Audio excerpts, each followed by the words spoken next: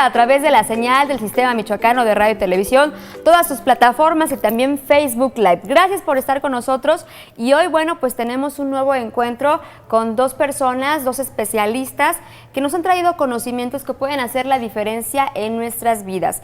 Y hoy tenemos justamente este segundo episodio, esta segunda parte, porque quedaron algunas dudas y además siempre es importante tener este camino recorrido en cuanto a conocimiento se refiere, pues sobre la salud y sobre cómo salvar también nuestras vidas. Me da mucho gusto recibir nuevamente al doctor Antonio Vidales, médico especialista en urgencias médicas, que bueno, pues ya nos visitó y hubo una gran respuesta. ¿Cómo estás, doctor? Muy bien, gracias por la invitación y esperemos que podamos informar de manera adecuada a toda la audiencia. Así será, porque de verdad que mucha gente está interesada en que podamos llevar todo este tipo pues de métodos, de técnicas que nos pueden ayudar en muchas cosas y también pues nos preocupamos mucho cuando tenemos pequeñitos en qué hacer y qué no hacer, ¿no? Y también con la demás familia. Y Rogelio Monroy, ya usted lo conoce, ya es aquí de casa, invitado continuo aquí en este su programa Mamás en Sintonía. Él es paramédico avanzado con especialidad en transporte de cuidados críticos y aeromedicina. ¿Cómo estás, Rogelio? Bien, muy contento de estar aquí. Muchas gracias por la invitación.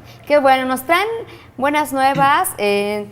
Hablaremos más adelante, se incorporará un médico más y hablaremos de un proyecto bien importante para nuestra ciudad. Ojalá que también las autoridades que tomen nota y estén muy atentos a que es algo que necesitamos. Y primeramente, bueno, pues hablaremos de la cadena de sobrevida en el paro cardiorrespiratorio, perdón. Y es un eslabón fundamental. ¿Qué debemos saber sobre esto y cómo podemos tener esas acciones sucesivas y controladas?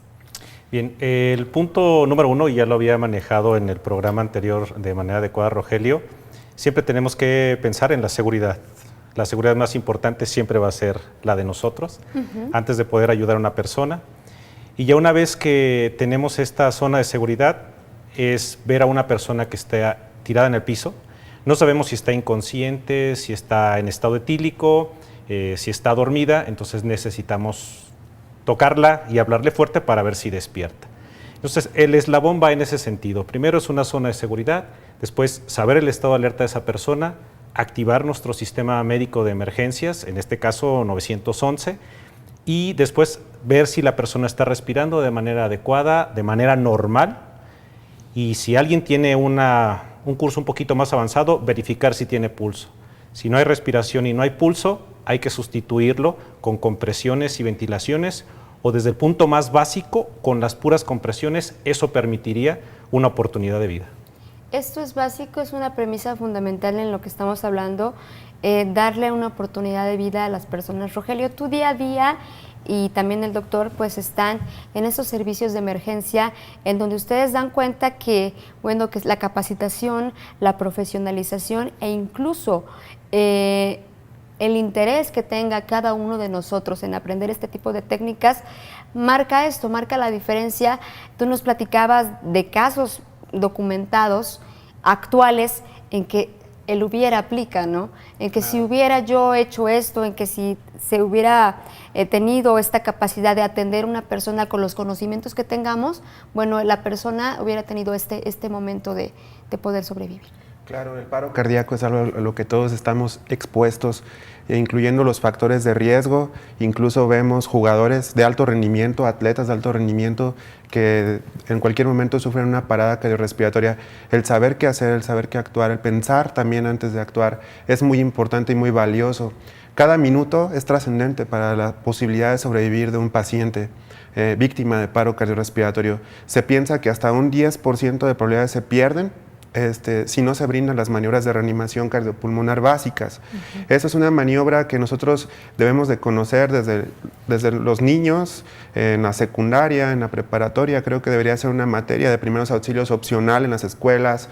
Creo que toda la sociedad deberíamos de tener ese entrenamiento para poder brindar esa herramienta para incrementar las posibilidades de poder sobrevivir. ¿Sí? Si vemos que en un minuto se pierden hasta un 10% de posibilidades, en 10 minutos que trascienden un paciente en víctima en paro, pues prácticamente se reduce a cero. ¿Sí? Cuando llega una ambulancia probablemente ya es demasiado tarde para poder revertir esa situación. En cambio, si hay personas entrenadas e inician las maniobras, las posibilidades de sobrevivir son más altas. Muchas veces el temor, o como lo platicábamos antes de iniciar este programa, cuando a quien le sucede esto es un familiar, bueno, vienen a nosotros temores, el nerviosismo, nos cerramos, pero cuando tenemos ya bien planteado esto, bien aprendido, las cosas pueden cambiar, doctor. Sí, hablando precisamente ahorita en los eslabones, el primer eslabón es la casa. Entre el 75 al 85% de los paros cardiorrespiratorios suceden en nuestras casas. La gente a lo mejor tiene la idea de, bueno, es que el médico ve todo eso en su hospital y le pasa a los que llegan al hospital.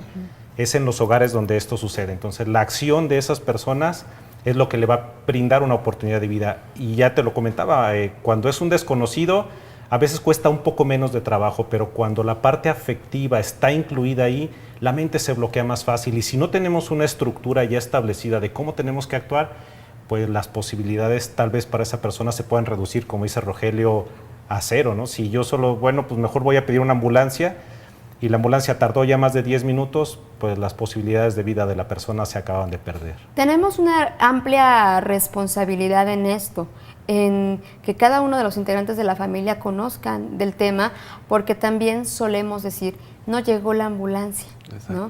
No llegó la ambulancia y se debió a esto, ¿no? También, bueno, si nos metemos en estos temas es un poco difícil, pero también hay que tomar en cuenta esto que decíamos, las llamadas que hacen las personas de broma, se activan los sistemas de seguridad, se pierde ahí tiempo, no hay suficientes ambulancias, pero bueno, yo cumplí mi parte, ¿no? Yo estoy atendiendo con lo que aprendí. Si hablamos de prevención, es bien importante hablar de los factores de riesgo, que usted me comentará, doctor. Decía Rogelio, gran parte de la población, todos nosotros estamos expuestos a que nos suceda. ¿Cómo podemos cuidarnos para pues, que nuestro corazón esté sano? Bien, en este tema de los factores de riesgo tenemos muchas cosas. Cuestiones genéticas que no podemos quitar porque, bueno, pues ya nos tocó un árbol genealógico con algunos antecedentes de hipertensión, de diabetes, de problemas cardíacos. Nuestra alimentación tan rica que tenemos aquí, las carnitas con grasas saturadas, corundas, etcétera. Tacos. La falta de ejercicio. El tabaco es un punto muy importante. De hecho, creo que la gente ahora se muere más por cuestiones de un infarto antes que desarrollar un cáncer. El trabajo, el estrés, la falta de actividad física. Todos estos van siendo factores que algunos no son modificables, pero otros sí los podemos modificar para que el pronóstico y las posibilidades de que este evento se presente sean las menores o podamos evitarlas. Por eso es importante que siempre desde pequeños promovamos y trabajemos en la salud. Vamos a nuestra primera pausa. Yo les agradezco mucho que estén aquí con nosotros. Quédese aquí en Mamás en Sintonía. Si tienen alguna duda puede llamar aquí al estudio o también escribirnos a nuestra página Mamás en Sintonía. Regresamos después de esto.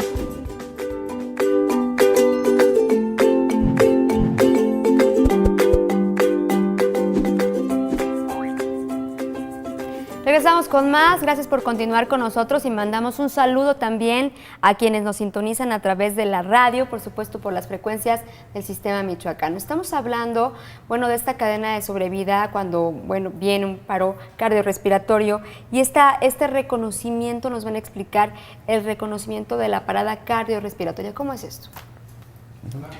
¿Hay que reconocer los signos críticos? Sí, bueno, el primer punto es ver a una persona tirada, hay que golpear sobre los hombros y hablarle en voz fuerte. ¿Estás bien? ¿Me escuchas? Si la persona no contesta, eso es una situación grave. Todavía no sabemos si está en paro o no, pero ya el hecho de que una persona no nos conteste implica una situación grave. Podemos tener cambios de coloración en la piel, en los labios que se pongan morados, si la persona no está respirando y el corazón está detenido. Esa coloración azulada pudiera indicarnos que esa persona no tiene una circulación y no tiene una ventilación adecuada. Ya una vez que le activamos el sistema de emergencias, yo creo que en esto debemos también aclarar que cuando yo llamo al 911 tengo que tener 4 puntos importantes. Si yo soy la persona que va a actuar o va a ayudarles a esta persona que está tirada, a la persona a la que le voy a pedir que vaya a activar el sistema de emergencias, tengo que decirle a dónde va a hablar. Es decir, marque el 911, por qué va a hablar, dígales que tengo una persona inconsciente, que necesito, que traigan una ambulancia con un desfibrilador y por último pedirle a la persona que regrese. Si le pedimos que regrese, tal vez me diga, es que yo no sé hacer RCP. Ok, regresa para que me digas qué te dijo el 911, en cuánto tiempo está la ayuda aquí. Y tener bien identificada a esta persona. Exacto, porque de repente tomamos el curso y decimos, no, pues activa el sistema médico de emergencia y sale la persona corriendo y después de unos 15, 20 pasos dice, ¿y qué es activar el sistema médico de emergencias? Pues es muy diferente si yo a cualquier persona en la calle le digo, marque el 911, digo que tengo una persona inconsciente, pida una ambulancia con desfibrilador y regresa. Entonces, esa estructura es bien importante. Insistimos en esto, ya hemos hablado en varias emisiones, pero es importante que sepamos, bueno, tener un uso responsable, ordenado y también hacer conciencia de esto, ¿no? De que vamos a separar estas funciones, ¿no? Tú vas a hacer esto. O sea, en el momento estamos asustados, pero debe de haber alguien que tome esta conciencia, que llegue la calma y que pueda organizar esto. Es que dentro de la misma emergencia debemos de ser organizados, debemos de seguir pasos de manera sistemática para poder llegar al éxito de la reanimación. Generalmente no tenemos un plan, por ejemplo, como comunidad, como sociedad. Por ejemplo, en casa no tenemos un plan de acción en caso de una emergencia, es como familia. En caso de creemos que no va a ocurrir. Exacto, pensamos que nunca va a ocurrir y no tomamos un curso de primeros auxilios, no tomamos un curso de reanimación. Y eso es muy importante, incluso hasta una dinámica como familia. Si un domingo podemos invertirle unas horas para poder tomar este entrenamiento. Algo muy interesante también es reconocer cuando el paciente no está respirando de manera normal. Es donde la gente se confunde. Cuando ven que la persona está jadeando, está jalando aire como si fuera un pescadito literal. Y bueno, dice, bueno, de alguna manera está respirando, pero realmente no son respiraciones normales. El paciente está siendo víctima de una parada cardiorrespiratoria y cada minuto está contando. Al 911 lo debemos de activar sin demoras, solicitando el equipo de desfibrilación, porque realmente en el adulto, a diferencia de los niños, en el adulto generalmente es una arritmia la que provoca el paro cardiorrespiratorio, llamado fibrilación ventricular, y lo que lo va a revertir precisamente es el uso del desfibrilador. Sí, en el caso de los niños va un poquito más sobre el ambiente respiratorio, sobre la obstrucción de la vía respiratoria, sobre complicaciones de ese tipo. Entonces, la cadena de sobrevida es una serie de pasos ordenados, sistemáticos, para poder lograr el éxito de una reanimación cardiopulmonar, desde lo básico hasta lo avanzado ya en el hospital, incluyendo los cuidados post-paro. ¿Qué dicen las estadísticas de acuerdo a esto? ¿Cuántos paros cardiorrespiratorios ocurren en niños y cuántos en adultos? Sí es común, porque casi no escuchamos que suceda en los pequeños. Sí, es más dramático, a lo mejor en frecuencia puede ser menor que en el adulto, sin embargo también se da. Y como bien lo apunta Roger, sí hay niños que tienen problemas cardíacos y que pueden ser la causa. Por lo como general en esto. es cuando ya tienen un padecimiento así. Sí, y la otra es, la mayoría de los paros en niños sí son por complicaciones respiratorias. Los niños son más sensibles a las cuestiones del oxígeno y de la respiración. Los niños nos van avisando cuando se están poniendo mal y a veces cuando no prestamos atención a esos detalles de que está teniendo un trabajo respiratorio muy importante, ya se le hunde entre sus costillitas o el abdomen cuando respira se ve que está haciendo un movimiento como de sube y baja, eso quiere decir que tiene una falta de aire importante. Si lo dejamos progresar, ese niño va a llegar a un paro respiratorio y finalmente a un paro cardíaco. Y también esto puede ocurrir cuando se presenta, por ejemplo, una neumonía. Sí, si lo dejamos que se complique, ya lo digo, los niños son más sensibles a la cuestión de oxígeno, entonces sí es bien importante prestarles atención y no descuidar a nuestros pequeños. En el caso de los eslabones de los que hablábamos, que sean sólidos, en el adulto se aplica el llame primero y en el niño se aplica el llame rápido, ¿es correcto? Aquí tenemos dos situaciones. En los menores, si yo me lo encuentro inconsciente, entonces tengo que hacerle RCP y después pedir ayuda.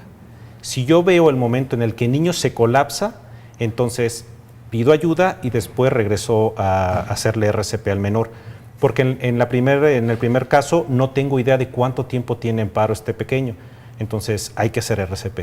Si yo lo veo que se desploma, entonces Puedo ir, pedir ayuda o incluso conseguir el DEA para tenerlo todo ahí. Estamos hablando de una situación donde estoy solo.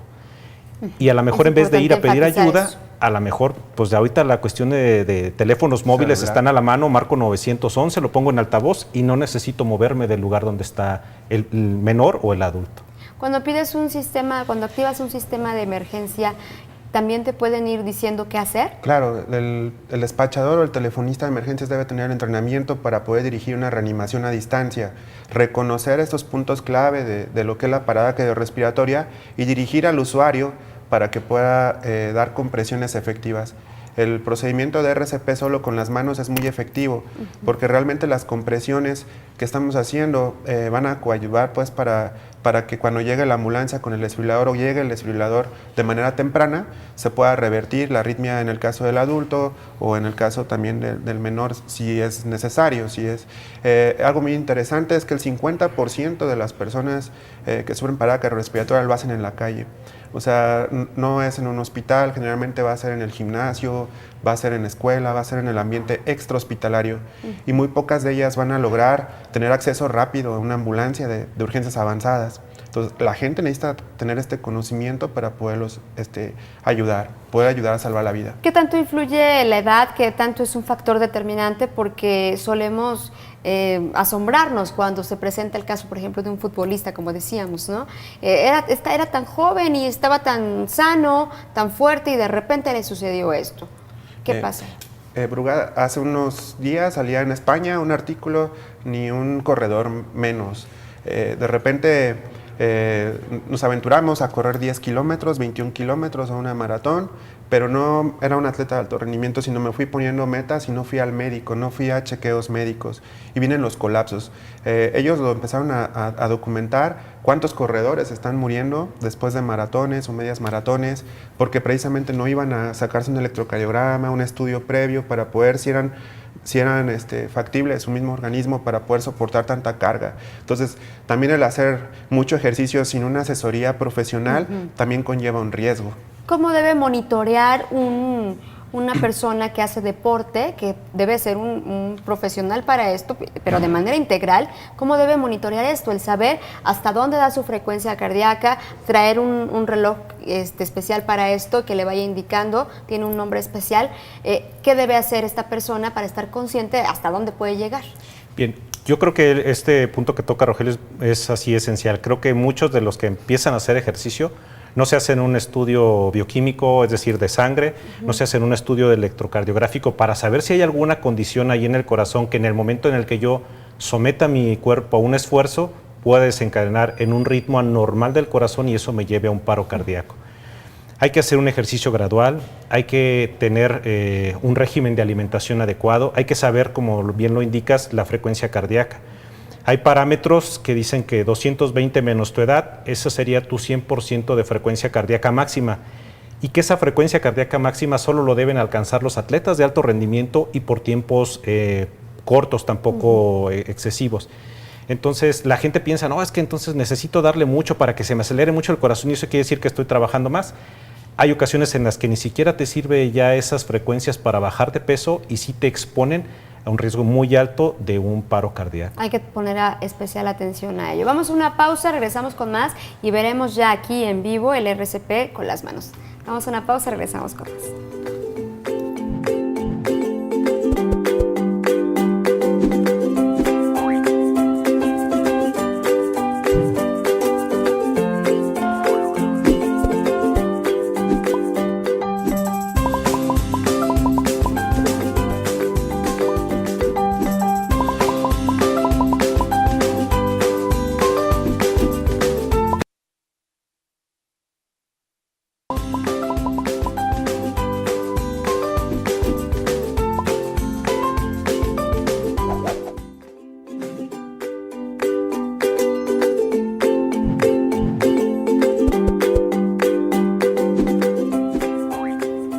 Cuando ocurre una emergencia en casa, en la calle, pues no es suficiente tener una buena voluntad.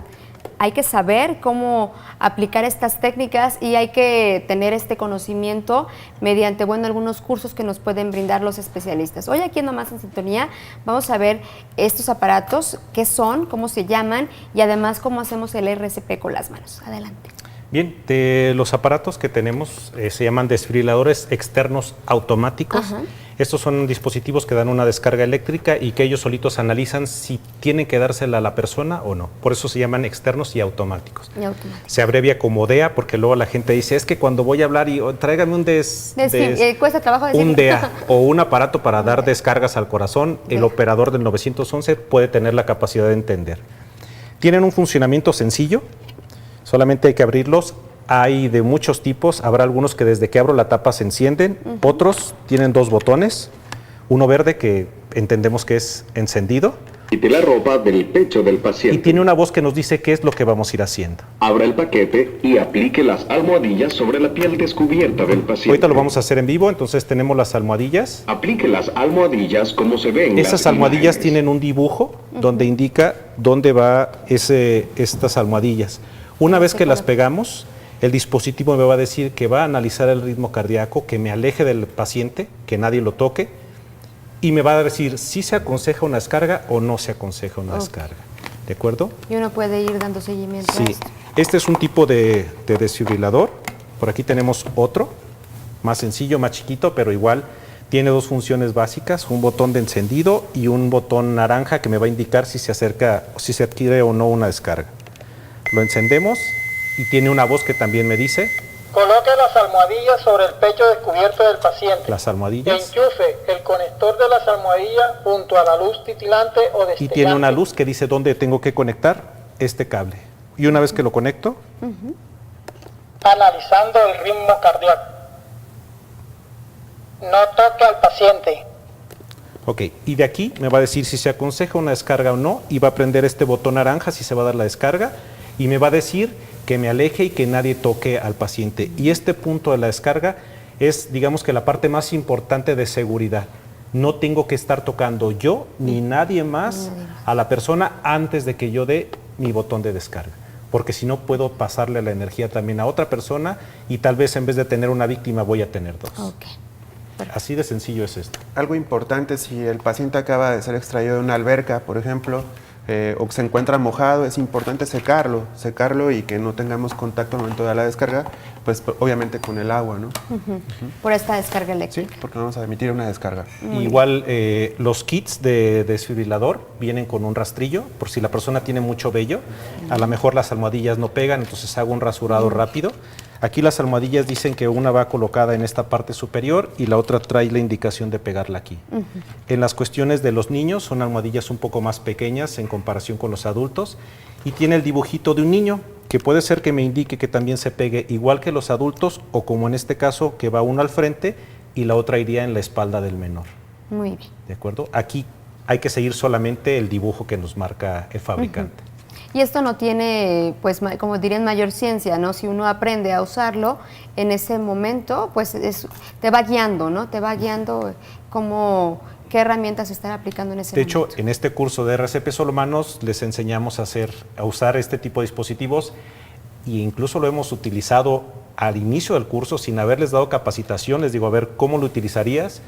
Y casi como por pura lógica y escuchar lo que el aparato nos dice, la gente lo puede hacer muy fácil. Sí, importante. Más adelante hablaremos, bueno, de cómo puede llegar esto a nuestras ciudades, de cómo podemos tener en espacios en donde pues acudimos las personas y de verdad que esto cambiaría muchas situaciones. Nos vas a mostrar el RCP con las manos. Bien, entonces recordamos que el primer punto que tenemos que evaluar es la escena segura. Ya una vez que mi escena es segura, el siguiente punto será saber si la persona realmente está inconsciente o no. Señor, ¿está usted bien? Señor, ¿me escucha? Y si la persona no nos contesta, quiere decir que estamos ante una emergencia y habrá que activar el sistema médico de emergencia, mandar a alguien a pedir ayuda. ¿Tocar los hombros como lo estás haciendo? Exactamente, invadimos su espacio vital y bueno, tenemos contacto con él para ver si él responde. En caso de que no responda, es importante pedir ayuda. Usted, la chamarra azul, llame a una ambulancia 911, dígale que tengo una persona inconsciente y regresa. De esta manera ya sabemos que está activado el servicio de emergencias. Algo bien importante es decirle, traiga un desfibrilador o un DEA. Desde el momento que pedimos el del sistema de emergencia, Así podemos es. sugerir que nos traigan Un pedirlo. desfibrilador, ajá. Ok. El siguiente paso, ya una vez que activamos el sistema médico de emergencia, será, en el caso de Rogelio, que tiene la capacitación ya avanzada, será verificar pulso y al mismo tiempo ver si la persona está respirando de manera normal o si no respira. Y esto lo vamos a hacer por un lapso mínimo de 5 segundos y un máximo de 10. Si en esos 10 segundos no hay pulso y la persona no está respirando, vamos a iniciar las compresiones torácicas.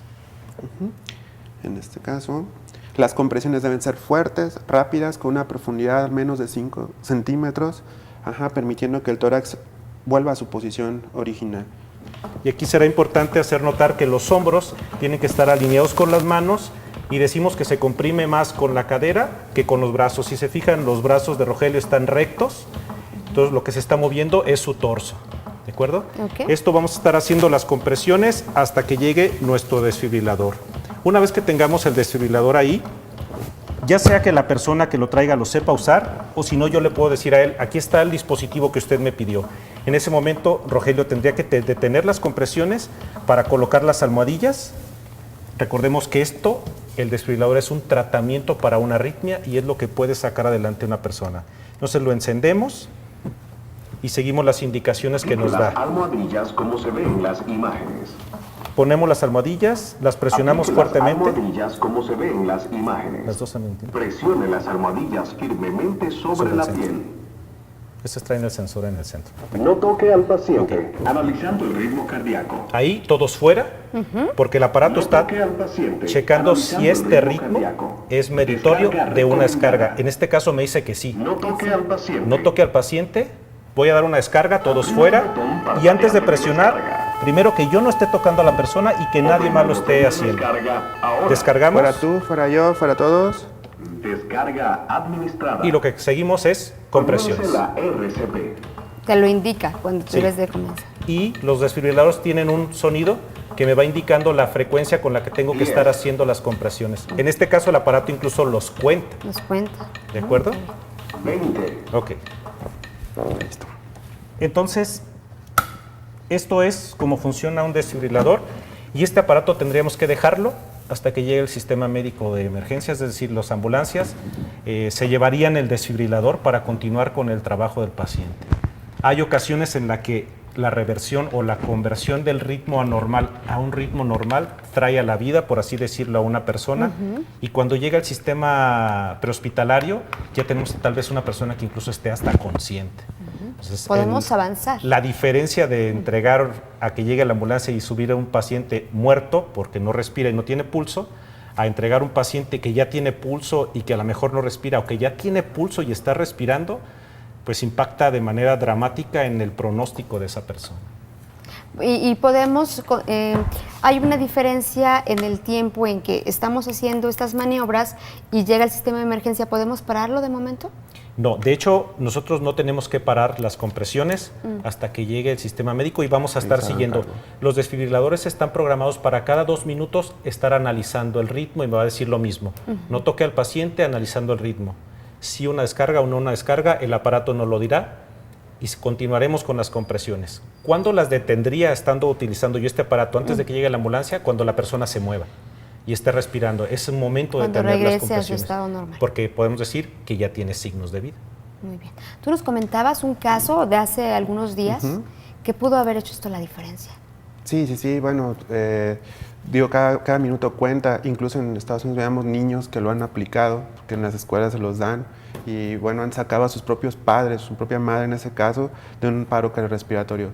Ahora, nosotros podemos llegar en ambulancia, a lo mejor sale de paro, las posibilidades se reducen, pero el daño neurológico que ya tiene es grave. Es grave. Entonces, incrementaría la mejor sobrevida si se iniciaran las maniobras y el desfibrilador desde mucho antes, desde que ocurre. Y tener esto bien claro, cada minuto cuenta. Así es. Rogelio, te agradezco mucho. Muchas Llega gracias. el doctor Muchas Santos gracias. y bueno, ya sabes que aquí es tu casa porque nos orientas siempre sobre estos temas que son bien importantes para Gracias. todos. Continuamos con el doctor Vidales. Gracias. Vamos a una pausa, regresamos con más.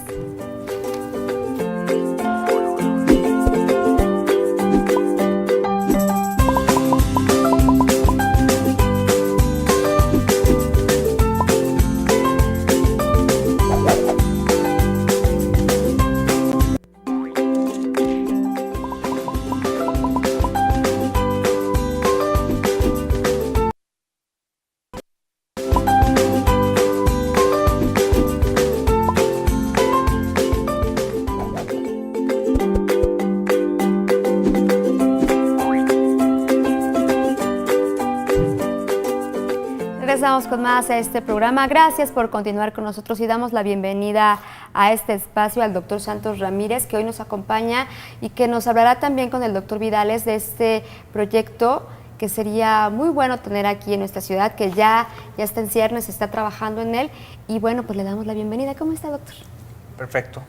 Muchas gracias por la invitación y complacido de estar con ustedes presentando y continuando con la distribución de este proyecto. Así es, compartiendo con nosotros. Estamos platicando de el conocer cómo nace un proyecto tan noble para nuestra ciudad, que incluso otras ciudades ya cuentan con ello. Platíqueme, doctor. Bien, este proyecto, como bien lo apuntas, ya existe en algunas otras ciudades. San Miguel de Allende es el referente en cuanto a esta situación.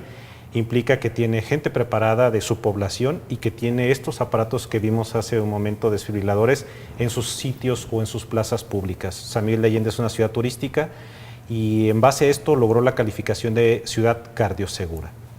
El proyecto de Morelia Cardiosegura surge pues, en un hospital privado donde una persona sufre una parada cardiorrespiratoria en un área no clínica, es decir, en un estacionamiento.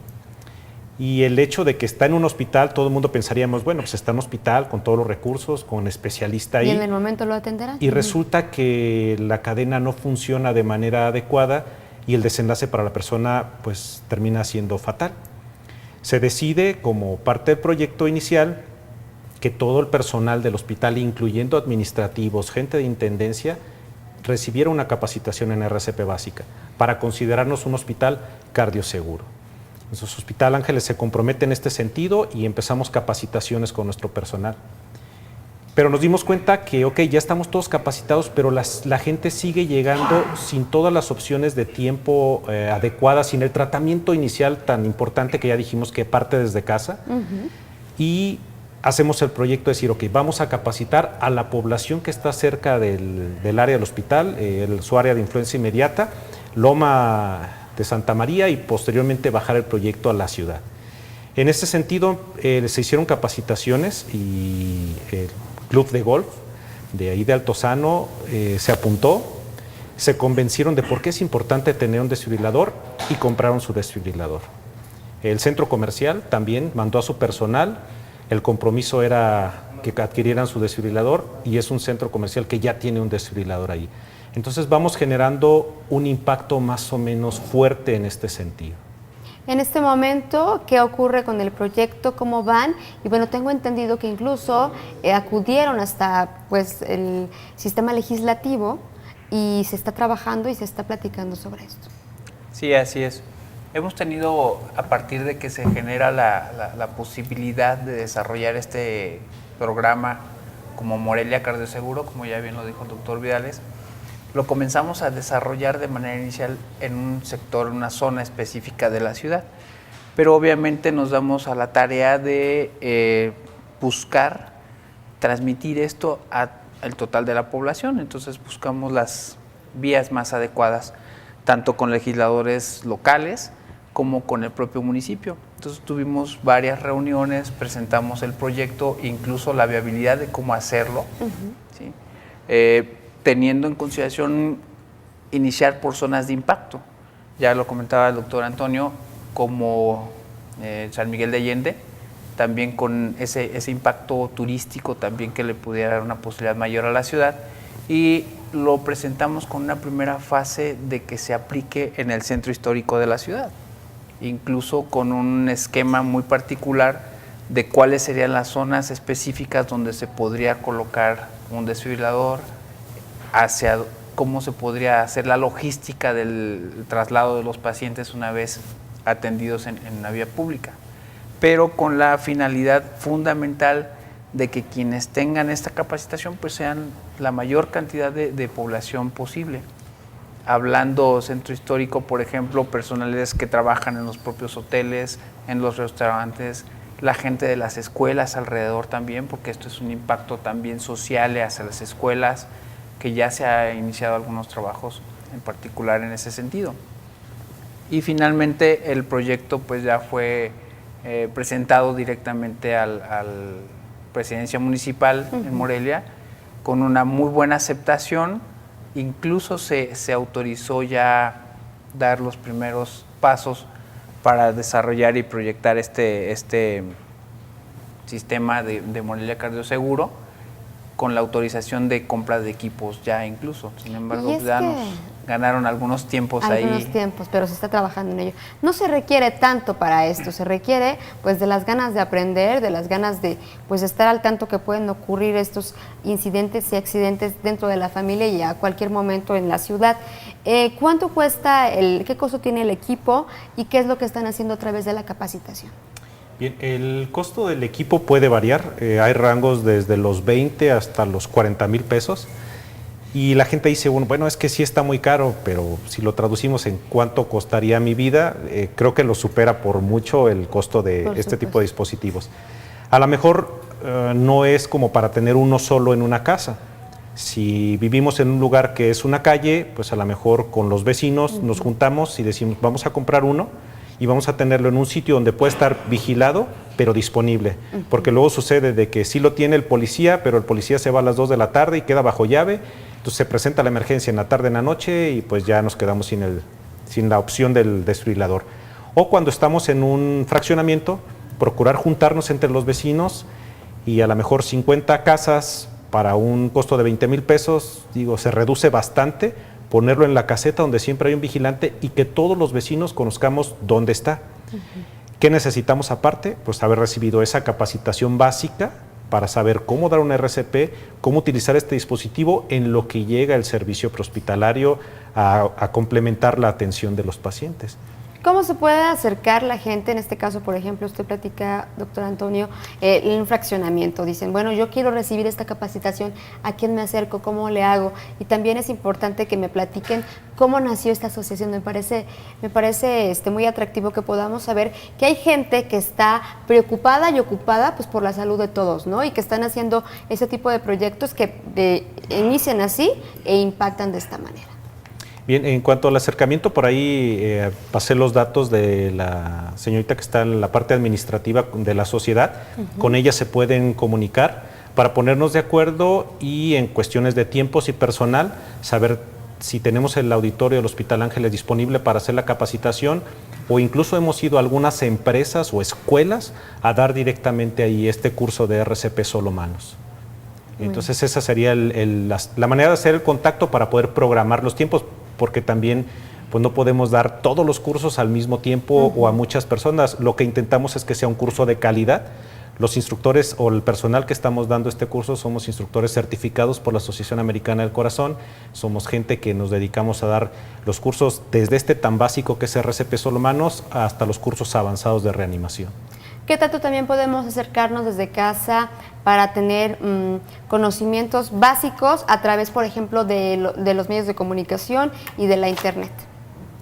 En la Sociedad Michoacana estamos desarrollando ya un enlace también por las redes sociales, donde parte del proyecto es tener un enlace también con la gente que pueda hacernos preguntas de manera directa por algunas cuestiones muy básicas sobre desde primeros auxilios, patologías ya un poquito más complejas y definitivamente sobre este proyecto también. ¿Sí? Por redes sociales nos pueden contactar o con la doctora Nayeli que ya pasaron los datos. Perfecto, vamos a ir a una pausa y al regresar hablaremos de, cómo podemos llegar desde la niñez con este tipo de técnicas, con este tipo de aprendizaje y qué tanto impacta en nuestra sociedad que trabajemos en ello. Vamos a una pausa, regresamos con él.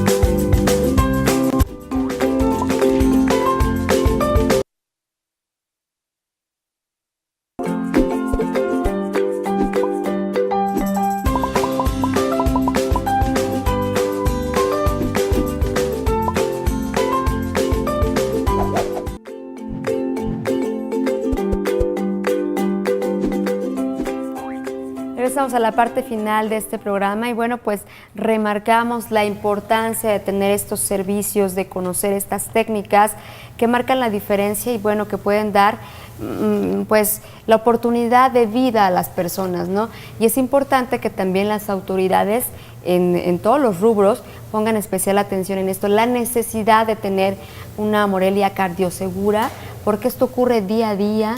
Esto ocurre en todas partes y no estemos, por ejemplo, en un restaurante y sucede algo así buscando un médico, ¿no? Que sepamos nosotros, que sepamos que desde casa, en nuestro fraccionamiento, en la escuela, que una directora, una maestra sepan qué hacer cuando sucede esto con un pequeño, ¿no? O en una dependencia. Entonces hay personas interesadas en ello, como esta asociación que bueno ha puesto cartas en el asunto y una forma de retribuir justamente a la sociedad el por qué hacer este tipo de cosas. Sí, pues me gustaría nada más darle un poquito de preámbulo al doctor Santos para que hable del proyecto que tiene la sociedad y cuál es su estructura. Gracias. Sí, Verónica, comentábamos hace unos momentos, la Sociedad Michoacana de Medicina de Urgencias y Emergencias como tal nace hace un poco más de 4 años con un grupo de especialistas en urgencias médicas certificados, donde nos preocupamos precisamente de manera inicial por generar una capacitación continua en la parte de la medicina de urgencias. No todos los médicos que atienden las salas de urgencias son especialistas en esta área, entonces nosotros como grupo nos dimos a la tarea de tener una capacitación de manera continua y formamos esta sociedad. Sesionamos muy regularmente, frecuentemente también hacemos una apertura de las pláticas que damos porque por las características propias de la medicina de urgencias, entonces es una apertura muy amplia, ves cómo trabajamos de manera conjunta con Prehospital, por ejemplo, con Monroy y todo su equipo de trabajo, también con personal de enfermería. Pero nos dimos cuenta que también tenemos un compromiso social y cómo retribuir todo esto que requiere conocer la sociedad en general, y el proyecto Morelia Cardioseguro es una manera de cómo la sociedad michoacana de medicina de urgencias y emergencias y su compromiso social tratamos de contribuir con estas capacitaciones de una apertura total hacia la sociedad y hacia quien nos lo solicite. Y eso se hace desde la sociedad civil porque sabemos que, por ejemplo, las asociaciones llegan hasta donde los gobiernos no pueden, ¿no? Y qué bueno que tengan esta iniciativa porque la responsabilidad es de todos. Así es. Un punto importante, bueno, las capacitaciones ya las hemos dado a algunas escuelas, a algunas empresas, algunas ocasiones hemos ido directamente ahí para generar un entorno del evento en su sitio de trabajo. Es decir, no es lo mismo decirte, estás en el hospital, imagínate que estás en la calle, ¿no? Estás en tu centro de trabajo y tu compañero de staff se colapsa. ¿Qué hacemos? ¿Cómo vamos a actuar todos? Entonces, la sociedad da la capacitación de este RCP Solo Manos. El compromiso es que la empresa o el grupo consiga su desfibrilador, la sociedad vuelve a ir, capacita y formamos grupos de respuesta rápida. Es decir, todos capacitados en RCP, pero un grupo específico de personas por cada turno que tenga funciones especiales y que pueda brindar una atención todavía un poquito más especializada, más sofisticada en la RCP en lo que llega a este sistema prehospitalario. Eso es el compromiso de la sociedad y no dejarlo ahí, porque tal vez si solo damos esa capacitación y nunca más volvemos, a lo mejor en el lapso de 3-4 meses ya la gente se olvidó de qué es la capacitación. Entonces la sociedad se compromete a estar reevaluando cada 6 meses al personal para que se mantengan vigentes los conocimientos.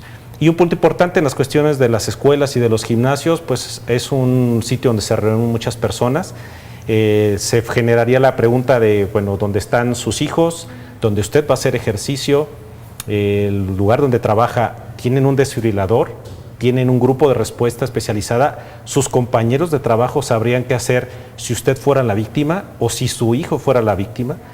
Y esto nos lleva al compromiso de como papá llegar a la escuela y decirle, oiga maestra, me dijeron que habría que preguntarles si están capacitados, si tienen un desfibrilador en un lugar que sea accesible, y que lo puedan utilizar en el caso de la urgencia máxima, que es el paro cardiorrespiratorio. Muy bien, pues esperamos que este proyecto se consolide ya van a pasar algunos tiempos que lo han impedido, ya tienen algunos años con esto y entonces queremos esto, una Morelia cardiosegura y también queremos gente que tenga este compromiso y nosotros pues desde nuestra familia tener estos conocimientos. Gracias por esta labor. Muchísimas gracias por tu invitación y gracias a todo tu auditorio. Que estén muy bien y los esperamos con más en la próxima de Mamás en Sintonía. Nos Muchas vamos. gracias. Muchas gracias por habernos acompañado. Le esperamos en la próxima emisión de Mamás en Sintonía. Gracias también al patrocinio de Esfera. Que la pase muy bien. Bonita tarde.